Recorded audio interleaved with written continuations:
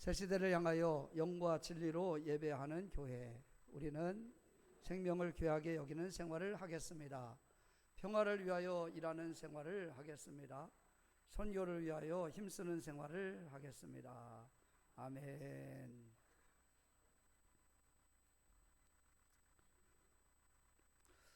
우리 신앙생활을 하는 사람들에게 있어서 중요한 가치는 하나님의 뜻을 알고 그 뜻을 세상 가운데 펼쳐가는 것입니다. 우리는 신앙생활을 한다고 하지만 주관적일 때가 많이 있습니다. 내 입장, 내 뜻, 그리고 내 계획, 내 생각. 그래서 많은 사람들이 신앙생활 하다가 넘어집니다. 넘어지는 사람들을 보면 하나님의 뜻보다는 내 뜻, 내가 중심이 되어져서 내가 원하는 대로 방향이 가지 않거나 이루어지지 않으면 실족하게 되는 것을 보게 되어집니다. 여러분, 신앙생활은 하나님의 뜻을 구하는 것입니다. 그렇기 때문에 우리를 향하신 하나님의 뜻이 무엇인지를 우리가 분별하고 깨닫고 아는 것이 얼마나 중요한지 모릅니다. 오늘 본문 말씀을 보면 하나님의 이것이 너희를 향하신 하나님의 뜻이니라 아주 명쾌하게 우리에게 말씀을 주고 있습니다. 저는 오늘 이 말씀을 중심으로 해서 우리가 우리를 향하신 하나님의 뜻이 무엇인가를 함께 오늘 주어진 말씀을 통해서 함께 나누기를 원합니다. 그 첫 번째는 항상 기뻐하라 하는 것입니다. 항상 기뻐하라. 우리가 이 세상에 살면서 항상 기뻐할 수 있는 일이 그렇게 많지는 않습니다.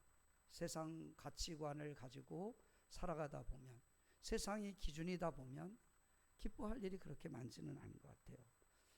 기쁨보다는 슬퍼할 일들, 그리고 기뻐할 일보다는 마음 상하고 또 감정이 상해서 화가 나는 일들이 종종 일어나게 되어집니다. 그런데 성경은 우리 기분에 따라서 기뻐하고 슬퍼하고 이렇게 말하고 있지 않습니다. 성경의 가르침은 오늘 말씀에 보니까 항상 기뻐하라 이렇게 가르치고 있습니다. 기뻐해야 될 이유, 그것은 근본적으로 보면 기쁨의 근원이 어디에 있느냐, 그 기쁨의 근원은 하나님이시기 때문에 항상 기뻐하라는 것입니다. 여러분, 오늘 우리가 우리의 감정이 근원이 된다고 한다면 우리의 감정이 슬퍼할 때는 기뻐할 수 없습니다. 속상할 때는 기뻐할 수가 없어요. 여러분, 우리의 기쁨의 근원이 세상적인 물질에 있다고 한다면, 물질이 넉넉하고 부유하면 오늘 우리가 기뻐할 수 있지만 물질이 떨어지면, 여러분, 궁색해지면 기뻐할 수가 없습니다. 우리의 지위도 마찬가지입니다. 명예도 마찬가지고 권세도 마찬가지입니다.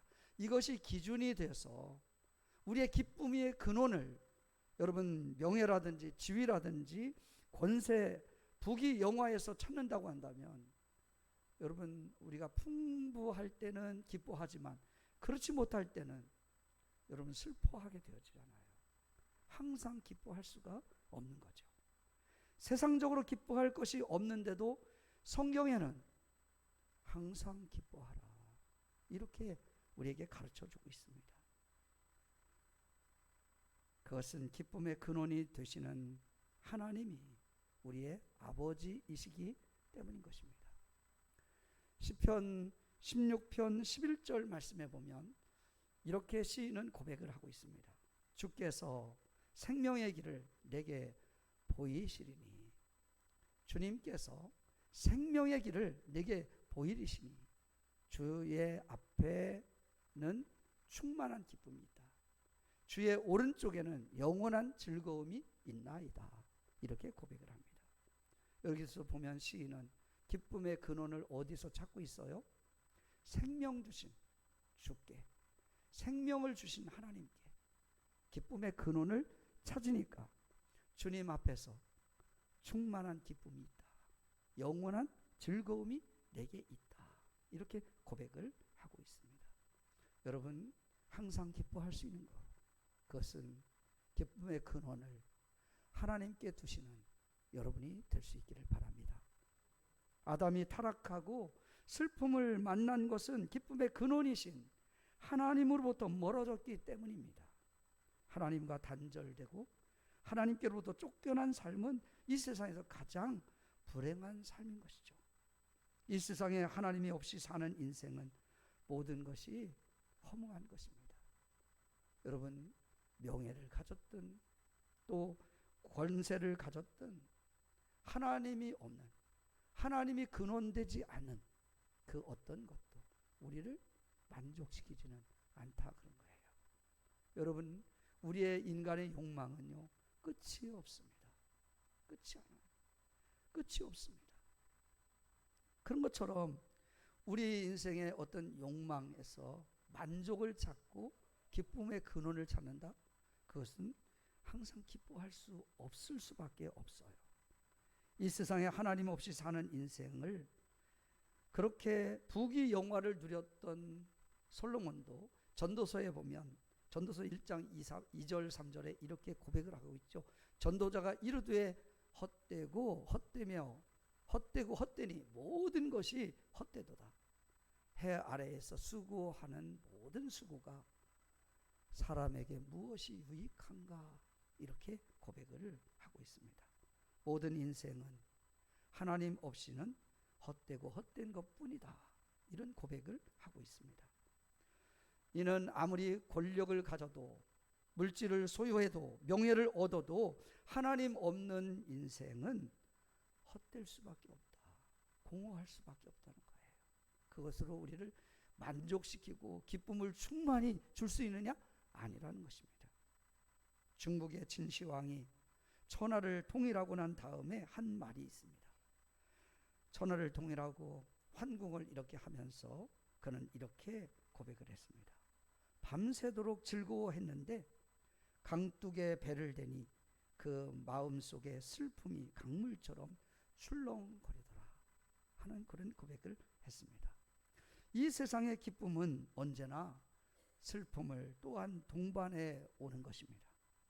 세상적인 가치 속에서 기쁨을 찾는 것은 또한 우리의 공허함과 슬픔을 동반한다고 하는 것입니다. 하나님 없는 세상의 기쁨은 항상 슬픔과 염려를 동반하는 것을 여러분 잊지 마시기를 바랍니다.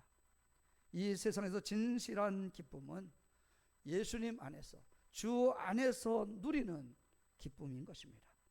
하나님이 내 아버지가 되고 내가 하나님의 자녀가 되어 하나님과 함께 살아갈 때 진실한 기쁨을 누릴 수가 있습니다. 하나님이 함께하는 삶에만 거짓되지 않은, 우리가 속지 않은 참된 기쁨의 삶이 있음을 여러분 기억하시기를 바랍니다.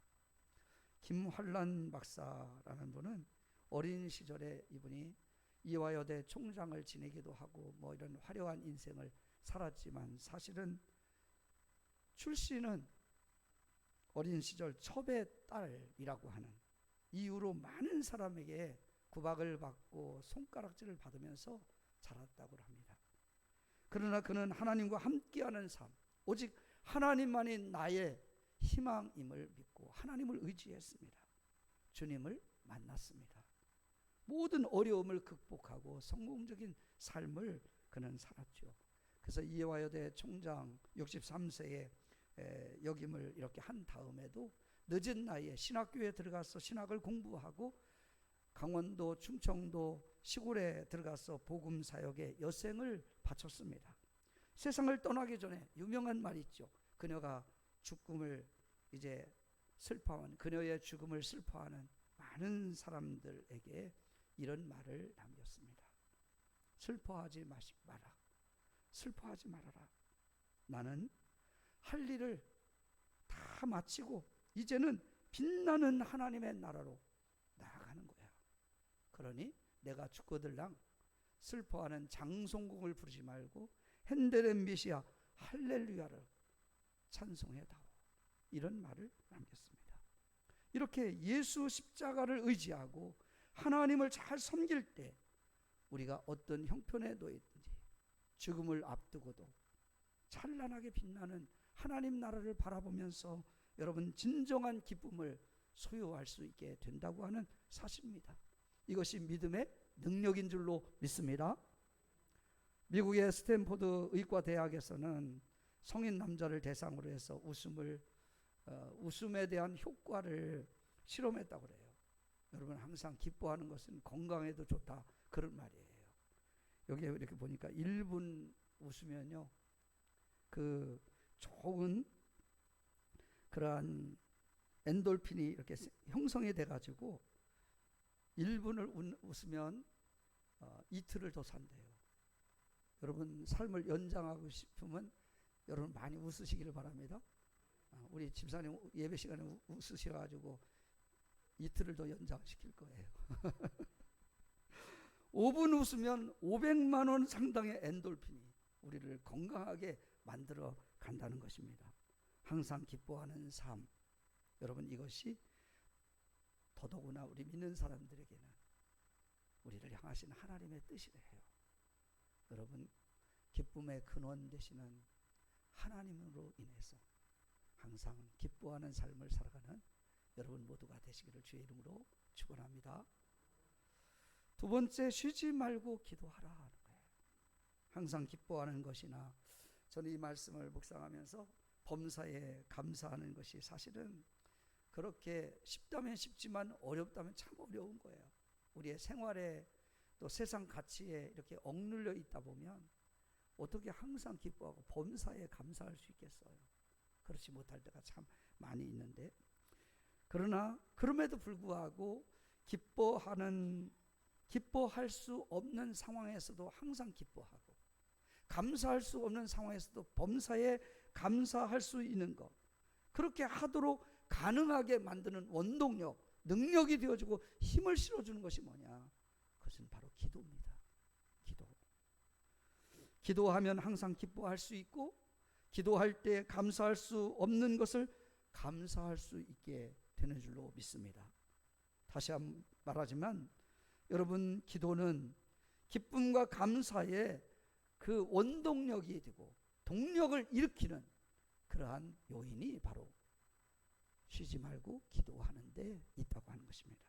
그러므로 성도는 더욱더 쉬지 말고 기도해야 한다는 사실을 여러분 기억하시고 항상 깨어서 기도하는 일에 힘쓰는 이 자리에 오신 여러분 모두가 되시기를 주의 이름으로 축원합니다.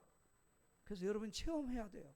그냥 머리로만 아는 것이 아니고, 기도했더니 내가 감사할 수 없는 환경에서도 감사할 수 있고, 기뻐할 수 없는 여건 속에서도 항상 내 마음 깊은 곳에서 기쁨의 근원 되시는 주님으로 인해서 늘 항상 기쁨이 충만한 이런 삶을 경험해 갈 수 있는 예배하는 여러분들이 될 수 있기를 바랍니다. 하나님께서 우리에게 주신 선물 중에 가장 소중한 것 중에 하나가 여러분 기도입니다. 요한복음 16장 24절에서 예수님께서 지금까지는 너희가 내 이름으로 아무것도 구하지 아니하였으나 구하라, 그리하면 받으리니 너의 기쁨이 충만하리라, 이렇게 말씀하고 있습니다. 구하라는 거예요. 여러분, 구약시대에는 제사장을 통해서만 하나님께 기도하고 하나님께 예배하고 하나님께 제사하면서 나아갈 수가 있었습니다. 그러나 이제는 우리를 위해서 예수님께서 제물이 되어줬어요. 어린 양이 되어주심으로, 십자가에 죽어주심으로 우리는 예수님의 이름으로 직접 하나님께 나아갈 수 있는 길이 열려졌습니다. 기도할 수 있습니다. 그러므로 기도는 하나님께서 우리에게 주신 선물입니다. 더 나아가서 성도에 있어서는 놀라운 특권인 것입니다. 여러분, 이 특권을 잘 활용할 수 있는, 그래서 항상 기뻐하고 여러분 범사에 감사하면서 늘 하나님께서 약속하신 축복을 누리며 살아갈 수 있는 여러분 모두가 될 수 있기를 예수님의 이름으로 축원합니다. 여러분, 이 놀라운 하나님의 특권을 누리면서 기도하는 삶을 살아가는 이 자리에 오신 여러분 모두가 되시기를 주의 이름으로 부탁을 드립니다. 세 번째, 하나님의 뜻은 범사에 감사하라는 것입니다. 여기서 범사는 문자 그대로 모든 일이에요. 모든 일. 여러분, 좋은 일만 아니라 안 좋은 일들, 힘든 일들, 또 여러 가지 고통스러운 일들, 우리가 성공할 때만이 아니고 실패할 때도 감사하라는 거예요. 근데 쉬운 일은 아니에요. 근데 왜 이렇게 하나님께서 감사하라고 했는가? 어떻게 우리가 이 모든 일에 감사하며 살 수 있을까? 범사에 감사할 수 있겠는가? 어떻게 하나님께서 이렇게 무리하게 우리에게 요청을 하고 있는가? 사도 바울은 이 사실을 깨달았어요. 알았어요. 왜 범사에 감사해야 되는지 바울은 알고 그 답을 그는 이렇게 고백을 합니다. 로마서 8장 28절 말씀에 보니까 우리가 알거니와 하나님을 사랑하는 자 곧 그 뜻대로 부르심을 입은 자들에게는 모든 것이 합력하여 선을 이루느니라. 좋을 때나 나쁠 때나 성공할 때나 실패할 때나 하나님이 우리가 필요해서 그것을 통해서 실패라도 감사하라는 거예요. 왜? 그 실패를 통해서 하나님은 합력해서 하나님 반드시 선으로 우리를 인도해 주시고 바꾸어 주시기 때문에 범사에 감사하라는 것입니다. 성도에게는 모든 일 범사에 합력하여 선을 이루시기 때문에 감사하라는 것입니다. 이것을 잘 증명해 주시는 그런 여러 가지 66권 성경에는 많이 있지만 저는 합력하여 선을 이루어 가신다고 하는 이 말씀을 가장 잘 대변해 주고 증명해 줄 수 있는 사건은 요셉이 경험한 삶이라고 저는 말씀드리고 싶어요. 요셉은 어떤 인물이에요? 야곱의 마지막 11번째 아들로 그가 태어나게 되죠. 아버지로부터 그렇게 사랑을 받았어요. 그런데 형제들이 많이 있다 보니까 10형제들 모두가 다 이 요셉을 시기하고 질투하는 거예요. 아버지의 사랑을 독차지하니까. 그래서 그가 하는 말 한마디 한마디는 형제들이 받아들이기가 너무나 힘들고 얄밉고, 그래서 어느 날 형제들이 모의를 해서 이 요셉을 애굽의 종으로 노예로 팔기로, 그래서 실제로 그것을 이제 행동으로 옮겨가게 되어져요. 여러분, 이런 정도 되면 얼마나 억울한 일이에요. 그렇지 않습니까? 이보다도 더 억울한 일을 당하는 일을, 배신감을 당하는 일이 어디 있겠어요. 그런데 요셉은 가는 곳에서 하나님이 요셉과 함께함으로, 그러면 요셉은 하나님을 의지하고 전적으로 주님을 바라보면서 믿음으로 살아가는 것이죠. 내일에 대한 희망을 가지고 하나님께. 그래서 애굽의 총리가 되어지고 많은 사람들의 생명을 구원하는 그런 역할을 하게 되어져요. 자신을 죽음의 자리에 던진 형제들까지도 용서했어요. 그렇게 할 수 있었던 원동력이 여러분 어디에 있나요? 그것은 그가 그런 가운데도 감사할 수 있었던 것, 그것은 나를 하나님께서 여기까지 나를 보내셔서 합력하여 선을 이루신 것을 그는 체험하고 고백하고 있는 거예요. 창세기 45장 5절 말씀에 보면 요셉은 그 당시의 상황을 이렇게 고백하고 있습니다. 당신들이, 형들이죠, 나를 이곳에 팔았다고 해서 근심하지 마소서, 한탄하지 마소서. 형들이 얼마나 두려웠겠어요. 애굽의 권력을 가진 최고의 바로 왕 다음에 권력자가 됐으니 자기들의 행위가 이제는 어떻게 될지 정죄받아 마땅한데, 그래서 요셉 앞에 이렇게 나서서 근심하고 두려워하고 그렇게 했을 때 요셉이 형들에게 해준 말이에요. 근심하지 말라, 한탄하지 말라. 중요한 것은 하나님의 생명을 구원하시려고 나를 당신들보다 먼저 보내셨나이다. 할렐루야. 이렇게 고백을 해요. 이 말 속에 저는 여러분 이 고백을 보면 하나님이 그 당시에는 종으로 팔려가지고 억울하기도 하고 뭐 힘들고 잘 안 되는 것 같고 자기가 완전히 이제는 나락에 떨어지는 이런 죽음의 자리로 떨어지는 것 같았을 거예요. 그런데도 불구하고 요셉은 어땠다는 거예요? 하나님의 계획하심이 여기에도 있을 거야. 하나님의 경륜과 뜻이 있어. 그래서 주님만을 붙들고 갔다는 거 아니겠어요? 그랬더니 자신이 애굽 사람들 뿐만 아니라 자기 식솔들, 자기 민족의 식량 굶주림에서 벗어나도록 생명을 살리는 그런 역할들을 하나님이 하게끔 세워졌다는 거 아니겠습니까? 여러분, 요셉은 그냥 종으로 내가 팔려온 신세가 아니고 보냄을 받은 자였다. 이런 고백이 얼마나 우리에게 은혜가 되는지 몰라요. 보냄을 받았다. 우리는 어때요? 조금 내 마음에 들지 않아. 내 생각대로, 내 판단대로, 계획대로 되지 않아. 그러면 그저 원망하고 불평하고, 이거는 종으로 팔려온 신세의 인생을 살아가는 거예요. 나는 오늘 이 자리에 오신 여러분들이 보냄을 받은 자로서의 삶을 살아가는 인생이 될 수 있기를 바랍니다. 그것이 여러분 어떠한 환경과 조건 속에서도 감사할 수 있는 거예요. 왜? 하나님의 합력의 선을 이루어 가시는 우리 하나님이시기 때문에 이 믿음을 갖는 여러분이 될 수 있기를 간절히 바랍니다. 아직도 원망과 불평이 우리 안에 있다면 주의 이름으로 물리치시기를 바랍니다.